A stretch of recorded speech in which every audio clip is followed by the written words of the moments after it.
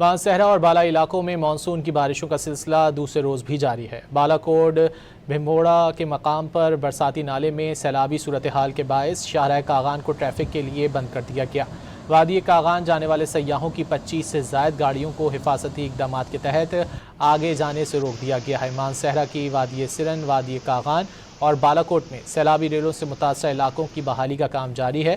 ادھر additional deputy commissioner relief کے مطابق کاغان میں کلاؤڈ برسٹ سے درجنوں ہوٹلز، دکانوں، مکانات، فلش فارمز اور دیگر املاک کو نقصان ہوا ہے۔ ضلع انتظامیہ ریلیف کے کاموں میں مصروف ہے۔ مانسہرہ اور بالا علاقوں میں مانسون کی بارشوں کا سلسلہ دوسرے روز بھی جاری ہے۔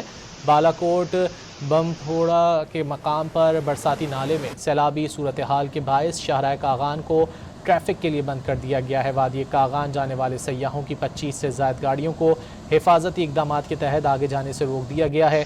مانسہرہ کی وادی سرن، وادی کاغان اور بالا کوٹ میں سیلابی ریلوں سے متاثرہ علاقوں کی بحالی کا کام جاری ہے۔